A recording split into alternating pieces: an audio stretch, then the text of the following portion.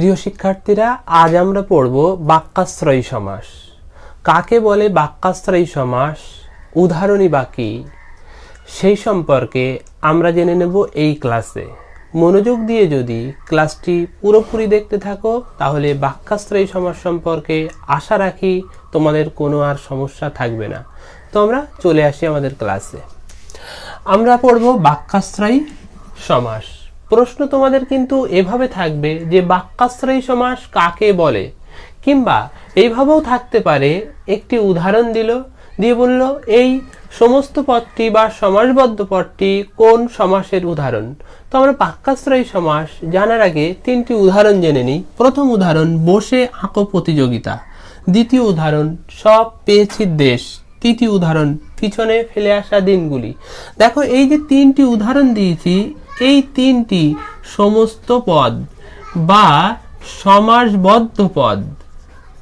সমাসবদ্ধ পদ, তাহলে এই তিনটি কিন্তু সমস্ত পদ বা সমাসবদ্ধ পদ। আবার তুমি যদি ভালো করে পড়ো, বসে আঁকো প্রতিযোগিতা, পিছনে ফেলে আসা দিনগুলি, তবে বুঝতে পারবে এইগুলি কিন্তু আবার বাক্যাংশ, অর্থাৎ বাক্যের অংশ।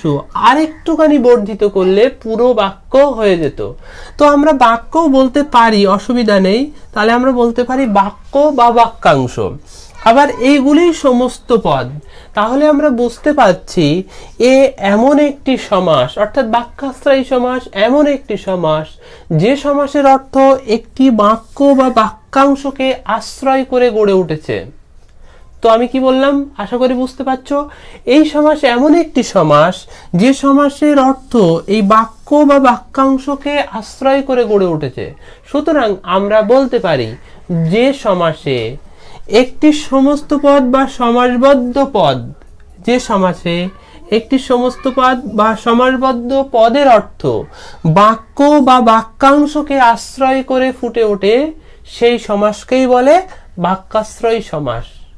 তো শিক্ষার্থীরা, আশা করছি বিষয়টি তোমরা বুঝতে পেরেছো। এখান থেকে কাকে বলে বাক্যাশ্রয়ী সমাস, এবং একটি উদাহরণ লেখো বা এই ধরনের একটি উদাহরণ দেয়, দিয়ে বলে কোন সমাস এটি তা নির্ণয় করো বা তা বলো। সুতরাং তোমরা এই যে সংজ্ঞাটি বললাম এটি মাথায় রাখো, এবং তোমাদের বইয়ে বাক্যাশ্রয়ী সমাসের যে লিস্টটা আছে সেই লিস্টটা একটু দেখে রাখো। ওইখান থেকেই সম্ভবত একটি উদাহরণ থাকবে, নতুবা সংজ্ঞা দিয়ে দেবে। তো শিক্ষার্থীরা, যদি ক্লাসটি ভালো লেগে থাকে অবশ্যই একটি লাইক দিয়ে দিও, আর যদি চ্যানেলে তুমি নতুন হয়ে থাকো অবশ্যই চ্যানেলটি সাবস্ক্রাইব করে নিও।